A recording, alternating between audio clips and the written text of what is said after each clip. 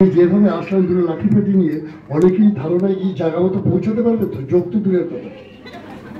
তো যাই হোক এসে পৌঁছিয়েছি আপনাদের শুভেচ্ছায়। এনিওয়ে, তাই প্রথমে শুরু করছি আজকে পূজা কমিটির তরফ থেকে আপনাদের সবাইকে প্রীতি, শুভেচ্ছা, ভালোবাসা, নমস্কার জানিয়ে আমি কয়েকটা হাসির কথা বলি। যদি ভালো লাগে শুনবেন, তাহলে তাড়াতাড়ি বন্ধ করে দেবো। প্রথম আজকে শিল্পীদের নিয়ে বলি, এটা একটা মজার দিন। এখান থেকে লিভারপুল একটা জায়গা আছে 210 মাইল দূরে, ওখানে বঙ্গীয় সাংস্কৃতিক হয় প্রতি বছর, আজকে 12-14 বছর ধরে হচ্ছে। তা সেখানে একজন শিল্পী এসেছিলেন গান করতে। তা যিনি ইন্ট্রোডিউস করিয়ে দিলেন যে আজকে সন্ধ্যাবেলায় আপনাদের যে ভদ্রমহিলা গান শুনিয়ে মনোরঞ্জন করবেন, তিনি সিনসিনাটি, টোকিও, লন্ডন হয়ে তারপরে এখানে এসছেন। তো সুন্দর গান শুরু হলো দিদির, সুন্দর গান হলো। গান হওয়ার পরে তালি পড়লো। আবার দিদি পাতা উল্টাতে গেল, তখন বললো দিদি প্লিজ আর একবার গান। আবার তিনি গাইলেন, আবার যে পাতা উল্টাতে গেল, দিদি প্লিজ আরেকবার গান। বলি কি ব্যাপার বলুন তো, আমার তো আরো ভালো ভালো গান আছে, আপনাদের ভালো লাগবে, হঠাৎ এই গানটার প্রতি আপনাদের এত আকর্ষণ গেল।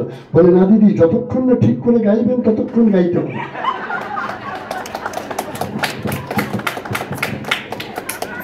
আচ্ছা, এইবার শুনুন, এটা ভগবানের ব্যাপারটা, এটা কিছু কিছু মনে করেন মা তুমিও কিছু তাও শুনো না, ভগবান মিথ্যা কথা বলে ধরা পড়েছে। সেবার ছেলে ভিখারির কাছে, তো ভিখারি কালীবাড়ি দিকে বসে আছে গামছা পেতে।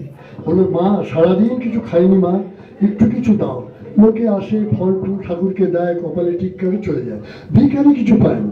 তা একজন বলে দেখ আজকাল কালীবাড়ির অবস্থা খুব খারাপ, এবার দক্ষিণেশ্বরে যাও, একটু বড় মন্দির তো, সেখানে গেলে হয়তো পেতে পারিস। সেখানে কেউ গামছা পেতে বসে গেছে, বলে মা সারাদিন কিছু খায়নি। তো লোকজন আসে, পুজো দিচ্ছে, কপালে চিরুরের ঠিক কেটে চলে যাচ্ছে।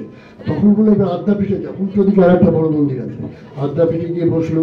সেখানে একই কাহিনী, মা সারাদিন কিছু খায়নি, দুদিন হলো, ভগবান তুমি কিছু দাও। লোকে আসছে, ভগবানকে পুজো দিচ্ছে, কপালে ঠিক করে চলে যাচ্ছে। একজন বলে দেখ আজকাল দিনকাল খুব খারাপ, হিন্দু মন্দিরের অবস্থাও খুব খারাপ, এইবার যা কাল রবিবার সকালবেলা চার্চে যা। এখনো খ্রিস্টানরা দান ধ্যান করতে অন্য সাংঘাতিকভাবে করে। তো বেচারা সকাল 10টার সময় যে চার্চের বেল বাজে, ওই সময় কলকাতায় চার্চে গিয়ে বসে আছে পাকিস্তানের দিকে। ও বাবা, ওখানে দেখলো টকের ভয়ে পালিয়েছে, তেঁতুল গাছতলায় দাঁড়ানো। তা লোকে যাচ্ছে এরকম করে ক্রস কেটে বাড়ি চলে যাচ্ছে, কোনো ফল টলের ব্যাপার নেই।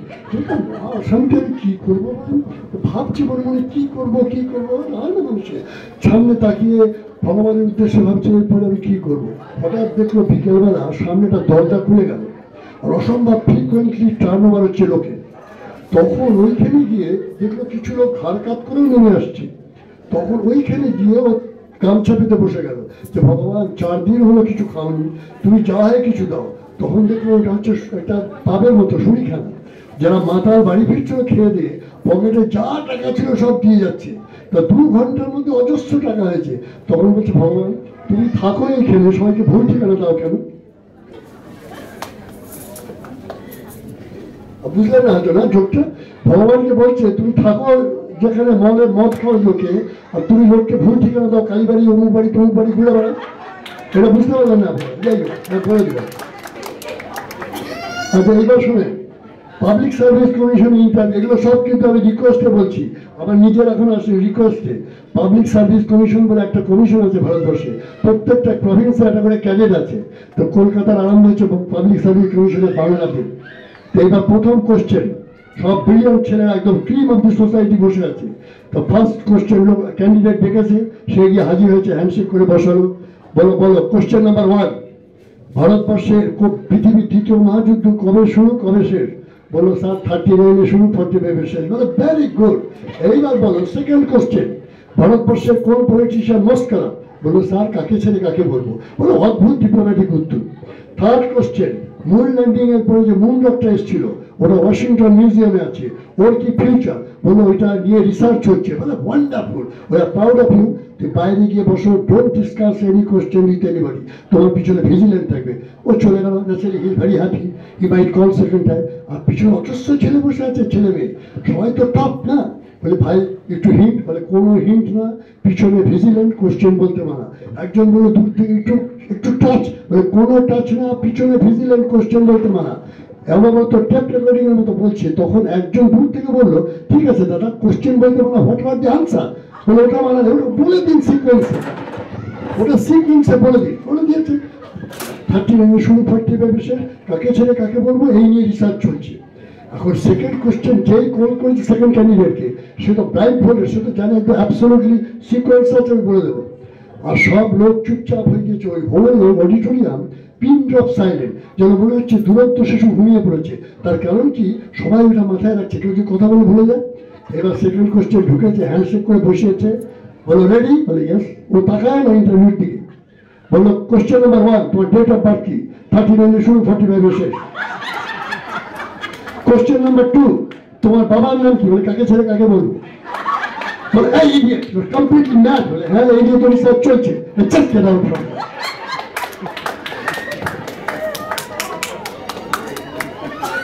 আচ্ছা এইবার শোনেন, এবার একটু ভদ্রমহিলাদের ভালো লাগবে। সেটা হচ্ছে কলকাতাতে সবাই, আপনারা কলকাতা চেনে মোস্ট অফ ইউ, তারা গড়িয়াহাটার মোড় হচ্ছে ঢাকেশ্বরী বস্ত্রালয় বলে একটা দোকান আছে, খুব বিখ্যাত। মহিলা গেলে বাজার টাজার করে। এই ঢাকেশ্বরী বস্ত্রালয়ে 7 বার চোর দরজা ভেঙেছে।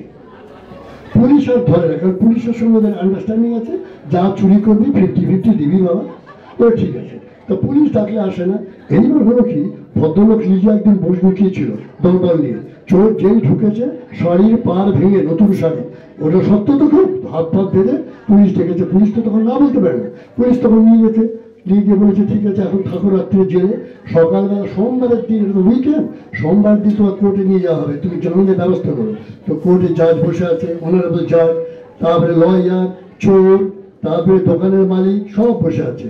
এবার জাজ জিজ্ঞেস করলো কবার দরজা ভেঙেছিলে? বলে 7 বার। শাড়ি কটা চুরি করেছো? বলে 2টো। আবার মিথ্যা কথা, আমি 35 বছর যা 7 বার দরজা কেউ ভাঙে 2টো শাড়ির জন্য? সত্যি কথা বলো। বলে স্যার অনুরোধ করে আপনাকে বলছি, কারণ আছে, জন্যই করেছি 2টো শাড়ি চুরি। তো যাই হোক, এসব হতে হতে যখন দেরি হয়ে যাচ্ছে, লয়ার বললো স্যার দোকানের মালিক দাঁড়িয়ে আছে, ওকে জিজ্ঞেস করুন। তো দোকানের মালিককে জিজ্ঞেস করে বসায়, আপনার কটা শাড়ি চুরি গেছে? ও বললো আমি স্টক চেক করেছি, 2টোই গিয়েছে। তখন চোর কি বললো, চোরের সত্যি কথা বলার পিছনে কি পলিটিক্যাল মোটিভেশন, কোন পার্টির লোক? বললো স্যার আমি কোনো পার্টির না, আমি চোর পার্টির লোক, কিন্তু আপনাকে তখন থেকে বলছি একটা কারণ আছে, বিশেষ কারণ। বলে কারণটা বলো। বলে স্যার ওই প্রথমবার যে দরজা ভেঙেছি তখনই 2টো শাড়ি চুরি করেছি, আর পরের 6বার যে দরজা ভেঙেছি এ বউর পছন্দ হয়নি বলে খালি পাল্টা ফেলেছি।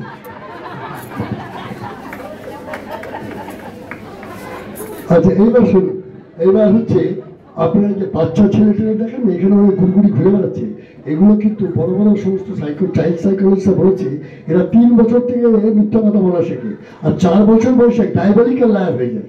তাহলে 4 বছরের ছেলে ও বাড়িতে বসে থাকে, দরজার জাম ধারায়, কথা টথা দেখে, গাড়ি ঘোড়া। একদিন বাপ বলে চল তোকে নিয়ে গড়িয়াহাটা মরে যাই। 4 বছরের শিশু তো, কৌতূহল ভরা মন, বিস্ময় ভরা চোখ, চারিদিকে একটা প্যান্ডামোনিয়াম ব্যাপার, গড়িয়াহাটার মোড়, ডবল টেকার, সিঙ্গেল টেকার, বাক্সো, রিক্সো সব চলছে। তার মধ্যে হঠাৎ দেখে একটা লোককে দড়ি বেঁধে পুলিশে নিয়ে যাচ্ছে। ও তো পুলিশ যায় না। বলে বাবা ওকে মারছে কেন? বললো যে ও চুরি করেছে।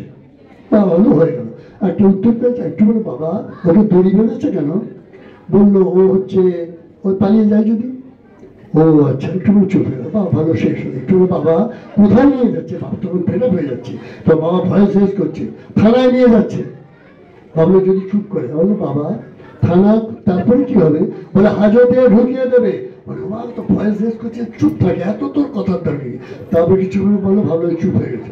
ও বাবা তারপরে কি হবে? হাজতে ঢুকিয়ে দেবে। আবার কিছুক্ষণ স্তব্ধ। বললো বাবা হাজত কি জিনিস? বলে কালো অন্ধকার ঘর, লোহার দরজা জানলা, আলো বাতাস ঢোকে না, তেলা পোকা, ছাড় পোকা, টিকটিকি, গিরগিটি, মাছি, মশা, ভীষণ খারাপ জায়গা বলে ধমকে উঠলো। ভাবলো এবার চুপ হয়েছ, কিছু বলবো না, ও তো আমাদের বাড়িতেই থাকতে পারতো।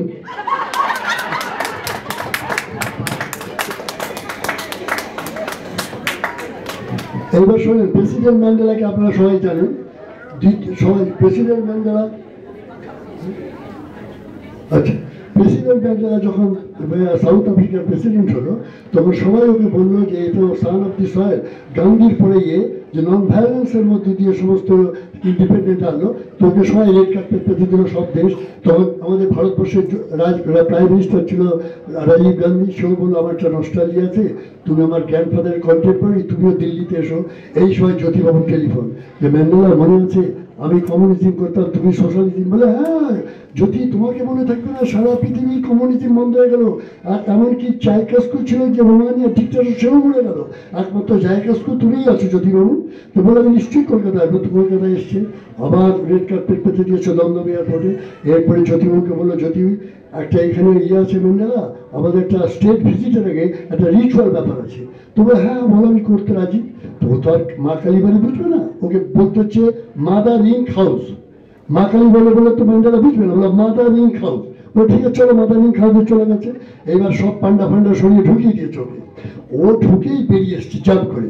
তো যদিও ভেবেছে কেউ পয়সা পয়সা দিয়ে পান্ডায় ধাক্কা মেরেছে, কেউ পুস্টার বলবে না, তাই কি তুমি এরকম বেরিয়েছো কেন?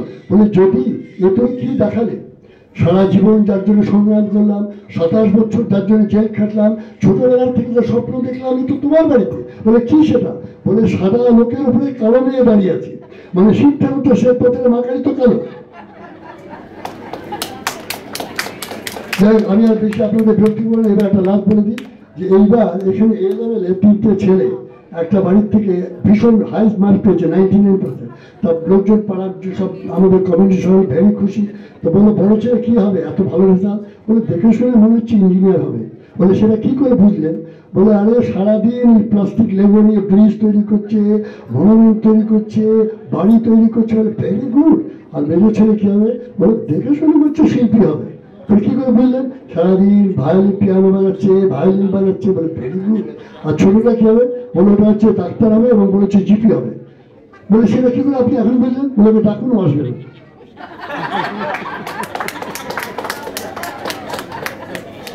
আচ্ছা এইবার একটা লাস্ট বলে চলে যাচ্ছে। শুনুন, সেটা হচ্ছে আমাদের দেশের লোকদের ধারণা যে এই দেশের মেয়েদের কোন রকম প্রেম ভালোবাসা রাগ অনুরাগ কিচ্ছু নেই, তারা লাভ অ্যাফেয়ার করে, আর পছন্দ হলো ডিভোর্স সেপারেশন হয়ে গেল। কিন্তু একজন আমাদের দেশের থেকে একজন মহিলা, খুব শিক্ষিত মহিলা, বিদেশ ভ্রমণে বেরিয়ে দেখেন একটা কবরখানাতে বসে একটা ইয়ং মেয়ে ভীষণভাবে হাওয়া দিচ্ছে। তো বলি তো সাংঘাতিক, এ তো আমাদের দেশে তো নয়। এই যে কে বলো, বাবা হোক স্বামী হোক আত্মীয় হোক, তো হাওয়া দিচ্ছে গরমের দিনে বসে, তো দারুণ ব্যাপার। তুমি গিয়ে বলেন আচ্ছা আমার খুব অদ্ভুত লাগলো যে আপনাদের এত অনুরাগ। যাই হোক যেই বলে যাক, আমি জানি না আপনার কে বলেছে, কিন্তু আপনার এরকম অনুরাগ দেখে আমি সত্যি অভিভূত হয়ে যাচ্ছি। কি করে আপনাদের এরকম হলো? বলে কে বলেছে? বলে আমার হাজবেন্ড। তো বলে আপনি সেই গরমে এসে বলে হাওয়া দেন? বলে না, এই সবে মনে হচ্ছে তো বউবার আগে বলে গেছে যে আমি তো মরলেই তুমি বিয়ে করবে, অন্তত কবরটা শুকোতে দিও, তো আমি তাড়াতাড়ি শুকোচ্ছি কবর। ঠিক আছে, আপনাদের অসংখ্য ধন্যবাদ। ধন্যবাদ। On that note, আমি আবার শ্রাবন্তিকাকে পাস করছি। কমল কুমার রায়, খুব সুন্দর, খুব ভালো লেগেছে আমাদের, নির্মল আনন্দ পেলাম, কিন্তু সময় সংক্ষেপ, তাই জন্য তাড়াতাড়ি করতে হচ্ছে। আমাদের